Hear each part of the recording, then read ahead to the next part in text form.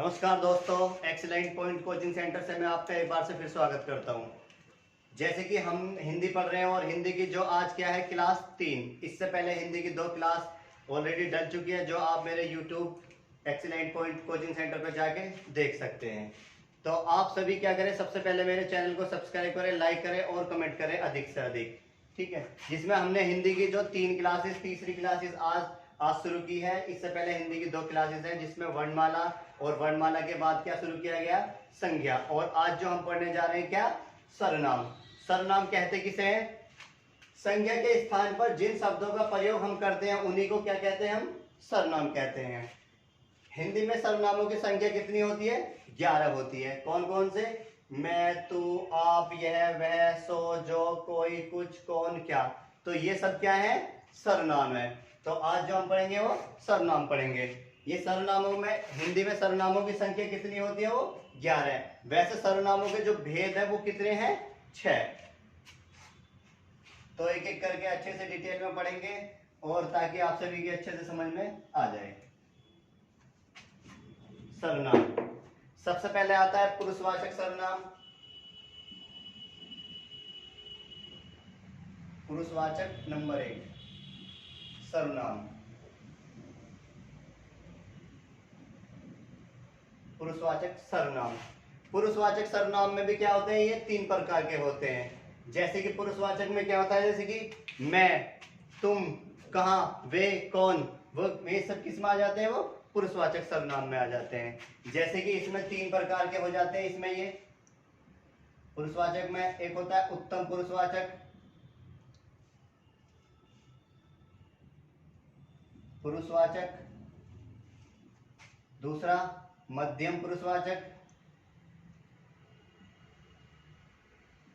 पुरुषवाचक, और नंबर 3 अन्य पुरुषवाचक, अन्य पुरुषवाचक सर्वनाम। तो उत्तम पुरुष सर्वनाम, उत्तम पुरुष, मध्यम पुरुष और अन्य पुरुषवाचक। उत्तम मतलब कैसे है? जैसे कि सबसे पहले हम पढ़ते हैं उत्तम, उत्तम पुरुषवाचक। इसमें क्या, वक्ता या लेखक,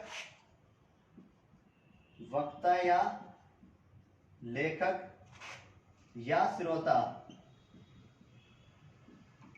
श्रोता सिर्फ और सिर्फ अपने बारे में ही बात करे उसी को क्या कहते हैं? खुद के बारे में बात करे या अपने बारे में ही, अपने बारे में बात करे उसी को कहते हैं उत्तम पुरुषवाचक, पुरुषवाचक सर्वनाम। जैसे कि एग्जाम्पल में, जैसे मैं सोता हूं,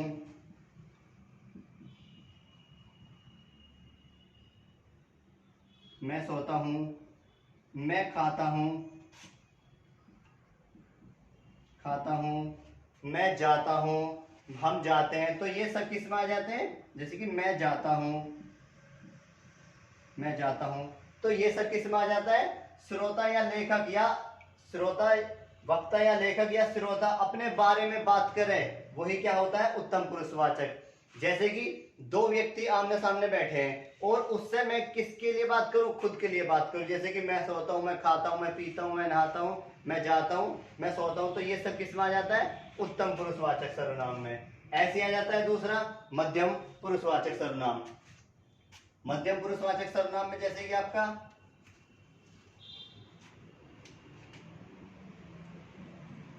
मध्यम पुरुषवाचक, जैसे कि वक्ता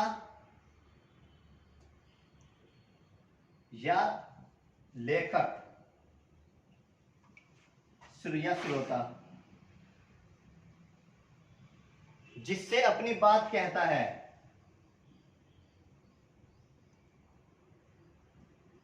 अपनी बात कहता है उसे ही क्या कहते हैं? उसे मध्यम पुरुषवाचक कहते हैं। जैसे कि जैसे तुम कहाँ जाते हो, या तुम कहाँ जाते हो। तुम कहाँ जाते हो और तुम कहाँ क्या खाते हो, क्या करते हो, क्या पीते हो। तो मैं किसके लिए बात कर रहा हूँ? उसके लिए जो मेरे सामने है। जैसे कि तू कहाँ रहता है, तू क्या खाता है, तू क्या पीता है, तुम कहाँ रहते हो। तो ये सब किस में आ जाते हैं? मध्यम पुरुषवाचक में। जो मैं किसके लिए बात कर रहा हूँ उससे मैं दूसरे से ये सारी चीज मैं पूछ रहा हूँ, तो ये क्या हो जाता है? ये मध्यम पुरुषवाचक। और इसके बाद जो आता है नंबर 3, अन्य पुरुषवाचक सर्वनाम। अन्य पुरुषवाचक, जैसे कि वक्ता या श्रोता, जिसके विषय में बात करता है और वह वहां नहीं होता, उसे ही अन्य पुरुषवाचक सर्वनाम कहते हैं। वक्ता या श्रोता जिसके विषय में बात करता है और वह वहां नहीं होता, उसे ही क्या कहते हैं हम? अन्य पुरुषवाचक सर्वनाम। जैसे कि मैं किसी दूसरे पर्सन से बात कर रहा हूं, मेरे सामने कोई बैठा है, तो मैं क्या कहूंगा? किसी तीसरे पर्सन के लिए जो यहां पर है ही नहीं। जैसे कि वे खेल रहे हैं, वे जा रहे हैं, वो कौन है, वो खाना खा रहे हैं। तो ये सब किसके लिए हो जाता है? जैसे कि जैसे वे कौन है, कौन है, किसके विषय में बात हो रही है? किसी तीसरे के लिए। लेकिन आपस में तो हम किसी तीसरे की बात करें तो ये क्या हो जाता है हमारा? अन्य पुरुषवाचक। और जैसे कि वह सो गया होगा। तो ऐसे बहुत सारे एग्जाम्पल बन जाते हैं। ठीक है, अब इसके बाद जो शुरू होता है नंबर 2, निजवाचक सर्वनाम। कौन सा? निजवाचक सर्वनाम नंबर 2।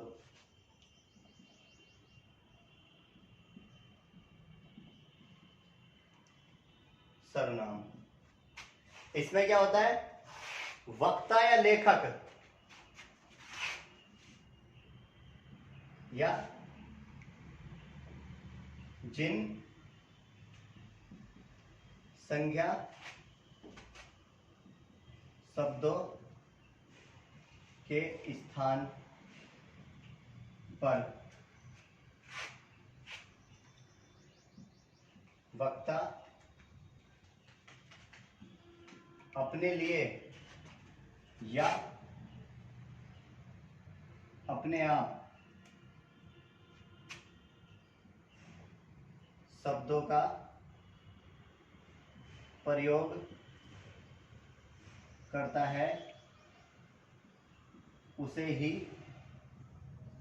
निजवाचक सर्वनाम कहते हैं। जैसे कि वक्ता या लेखक जिससे अपने खुद की मतलब अपने आप, इसमें क्या होता है? इसमें खुद के लिए, अपने लिए और अपने आप, इन शब्दों का ज्यादा प्रयोग होगा। जैसे कि मैं तो अपने आप ही आता था। जैसे मैं तो अपने आप ही आता था। और जैसे कि मैं अपने आप काम कर लूंगा। मैं अपने आप काम कर लूंगा। तो इसमें क्या हुआ? अपने आप आ गया, और कौन सा, अपने आप आ गया। तो इसमें क्या करता है, जो निजवाचक होता है ये सिर्फ और सिर्फ किसके लिए बात करता है, खुद के लिए। जैसे कि मैं ये काम कर लूंगा, किससे, खुद से ही बात करता है, तो ये कौन सा हो जाता है हमारा निजवाचक सर्वनाम। और इसके बाद में आता है नंबर 3 प्रश्नवाचक सर्वनाम।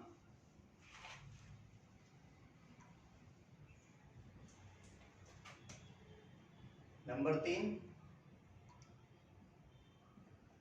प्रश्नवाचक सर्वनाम। प्रश्नवाचक सर्वनाम क्या होता है इसमें, जैसे कि मैं किसी से सवाल पूछ रहा हूं, जैसे कि तुम कहां रहते हो, तुमने आज क्या खाया, कहां जा रहे हो, क्या कर रहे हो।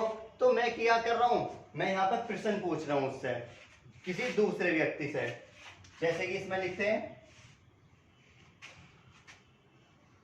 वक्ता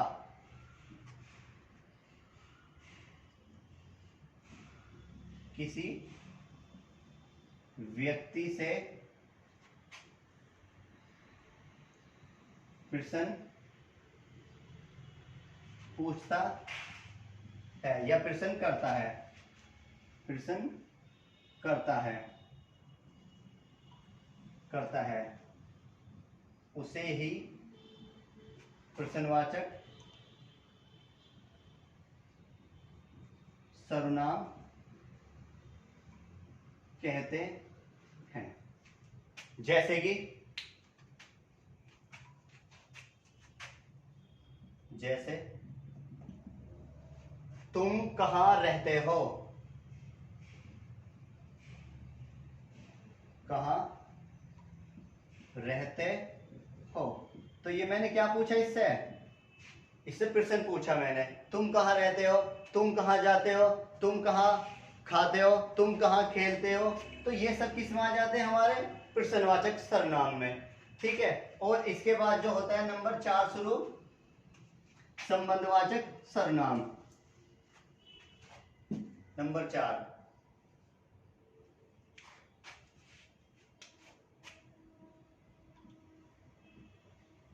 संबंधवाचक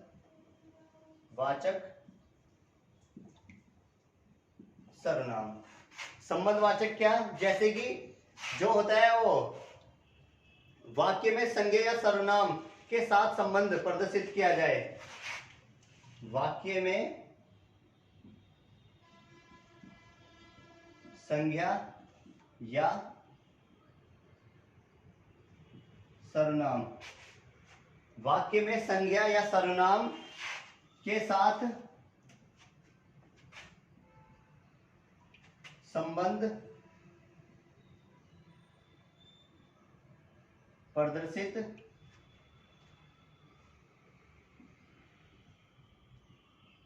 किया जाए, उसे ही संबंधवाचक सर्वनाम कहते हैं। जैसे कि जिसकी लाठी, जैसे जिसकी लाठी उसकी भैंस, उसकी भैंस। तो यहां क्या होगा, इसका संबंध प्रदर्शित किया गया किसके साथ, लाठी का और भैंस के साथ में। और जैसे कि जो देता है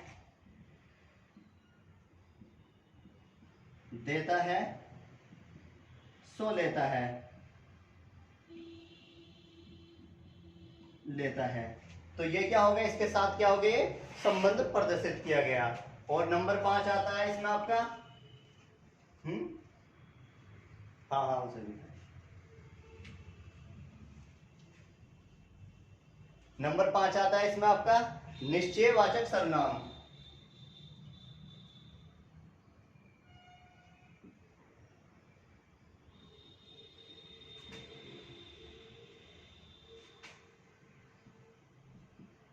निश्चयवाचक सर्वनाम, निश्चयवाचक सर्वनाम किसी निश्चित वस्तु का बोध या जानकारी कराए,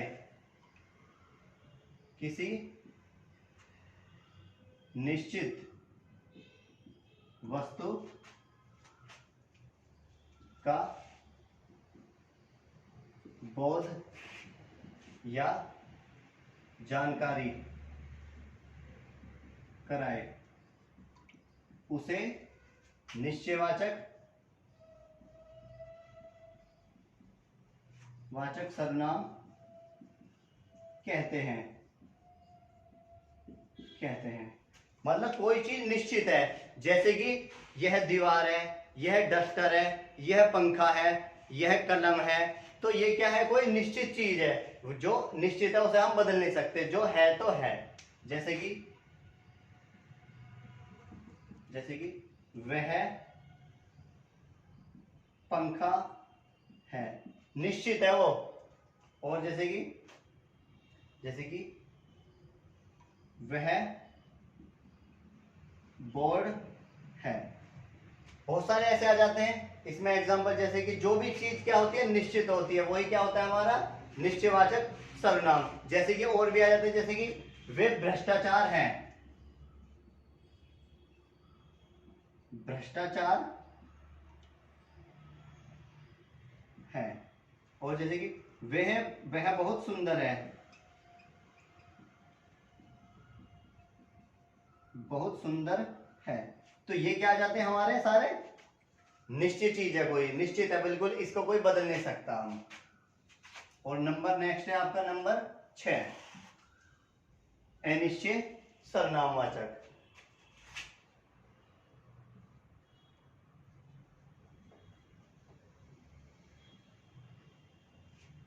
अनिश्चय वाचक सर्वनाम।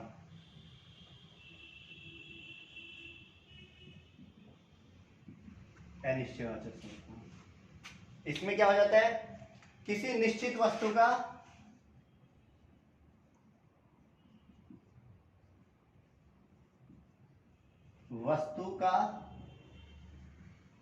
बोध या जानकारी ना कराए उसे अनिश्चय वाचक सर्वनाम कहते हैं। जैसे कि कोई किसी निश्चित वस्तु का बोध या जानकारी ना कराए उसे क्या कहते हैं हम, अनिश्चयवाचक सर्वनाम। जैसे कि कोई आ रहा है, जैसे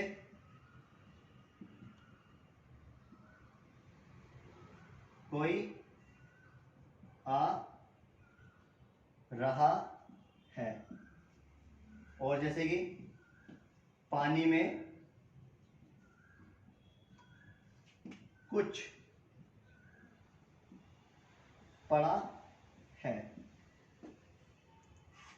कोई आ रहा है, कौन आ रहा है नहीं पता, कुत्ता, बिल्ली, भैंस, आदमी, मनुष्य, कुछ नहीं पता कौन आ रहा है, बस कोई आ रहा है। तो उसका क्या निश्चित नहीं पता कौन आ रहा है, शायद कोई आ रहा है। और जैसे कि पानी में कुछ पड़ा है, क्या पड़ा है पानी में नहीं पता, मच्छर है, भालू है, हाथी है, क्या है पानी में कुछ नहीं पता क्या पड़ा है। तो ये क्या हो जाते हैं हमारे सारे के सारे अनिश्चयवाचक सर्वनाम हो जाते हैं।